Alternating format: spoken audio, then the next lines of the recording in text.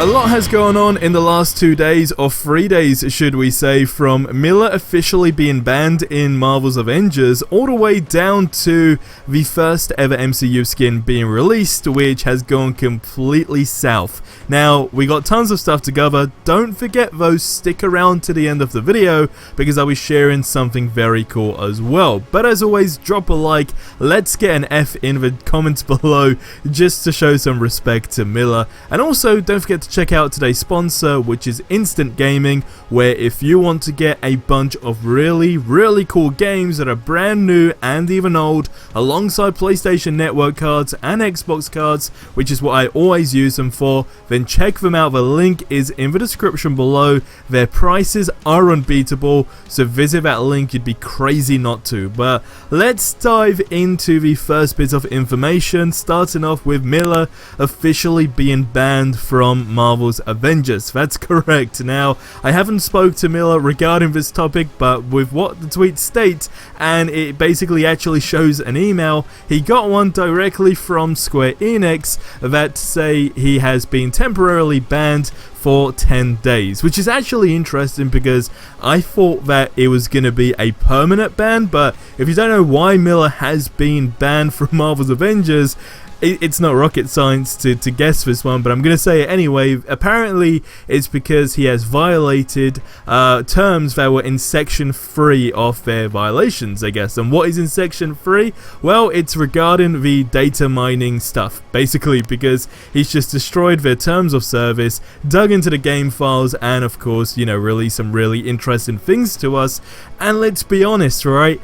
I get why they are banning him for that, and the great thing about this is he's not actually bothered by it because, like I said, it is a 10-day ban. But also, we know Miller has done a lot for the community, so in general, like, even though it's 10 days, and 10 days ain't really such a big deal considering there's not so much stuff going on with the game in general, I guess that's probably why you wouldn't be so bothered. However, I do think it's a little bit crazy that he did get the ban nonetheless, because he's been quite a big part of the community in the sense of really getting us through these drought periods where we don't know what's going on with the game, when they go radio silent on us, and a bunch of other stuff as well, where we're quite literally just left in the dark.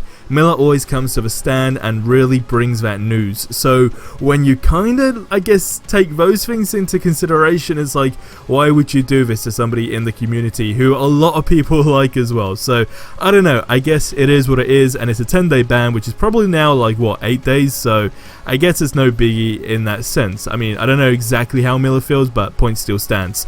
Now, going on to the next bit of information, it's regarding the MCU skins. Now, we knew that this was going to be the week where we got our first official look, and we did. We got a tweet from the official Play Avengers Twitter account that says, "Forever a Master Spy, Black Widow's Marvel Studios Avengers Endgame outfit is the first of many inspired by the Marvel Cinematic Universe, available in the marketplace on May 6th. Now, put it this way, right? Black Widow is not a character that I genuinely personally care too much for, in the sense of it's never my go-to character. I'm not really bothered at all, but I kind of see where people's opinions lay now, because when this first came out, I saw it, and I guess like the first thing you could say is, yeah, it looks cool, but also, okay, you know, they haven't actually done this to the exact T, right, when it comes down to, you know, avoiding that inspired situation. And the big debate has been regarding the hair. Now, the hair not being in the style that it is in the Endgame, and like at first I'm just simply looking at it baffled, because it's like, who really cares? Like, who actually cares this much about it? And then I just thought, okay, well, let's just say it's a situation where it's a character that I genuinely care for, that a lot of other people care for, like in this situation with Black Widow. I guess when you look at it, like from an overall perspective, it's almost like it's just been half done and then just thrown it out there.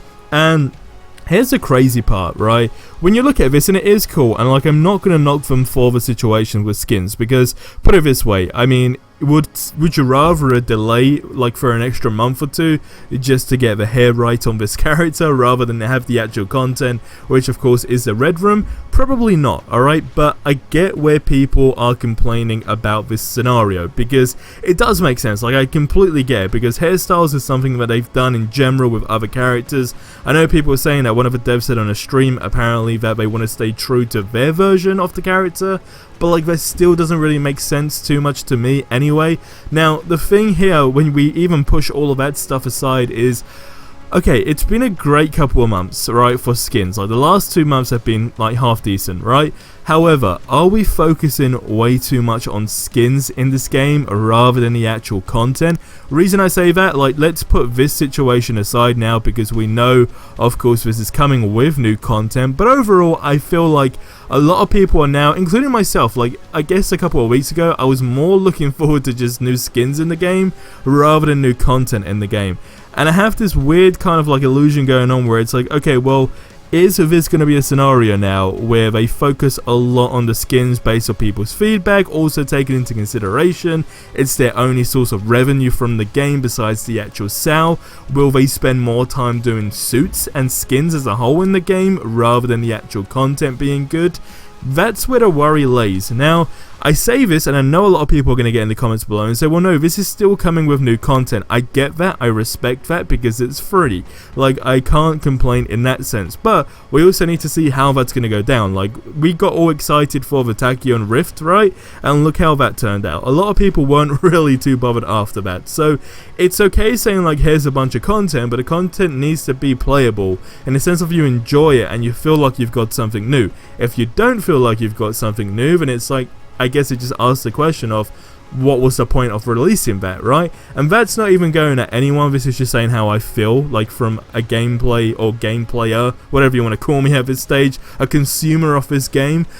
That's how I feel. And the fear is, okay, well, maybe it would be a good idea we kind of tone it down with the skin situation and let's see how this content's going to be, because we know for a fact if the content was great, skins really wouldn't be too much of a deal. But I'm kind of annoyed where it's just like all we now do is sit here and get excited for skins. Like I said, I was that person like a couple of weeks ago, and now it's just kind of like, it's getting boring. Like, I don't really care for the suits too much. Sure, MCU skins I care about, but if it's going to be half done, I ain't too bothered. But then you look at like Captain America's MCU skin that was leaked. It looks good, it looks great, and there have been a few others as well that look great. So it could be one of those situations where you can't please everyone, but I also get everyone's opinion on it. So it's like, where do you draw the line in between this? I don't know. You guys let me know in the comment section below. Now, what I want you to announce at the end of the video, as I said at the start, to stick around to the end where I'll be announcing something cool, it's that I done a giveaway last week, and it was regarding a PlayStation Network card and an Xbox card. All you had to do was, you know, join the Discord group, etc, etc, and the winners have been announced now. So if you were in my Discord group, you have been contacted. We've got a response from one person. We are still waiting for another response. If we don't get another response from that person within 48 hours, then we'll just have to repick a winner. So that's kind of like almost exciting but not exciting news for the person who loses that, which fingers crossed they do not. But it's also that I'm going to be doing it again, but this time I can basically choose one person. I can't choose two people. So if you want to get involved in it, all you have to do is join the Discord group in the description below, and there will be an announcement in the next 24 hours. So that's the exciting announcement.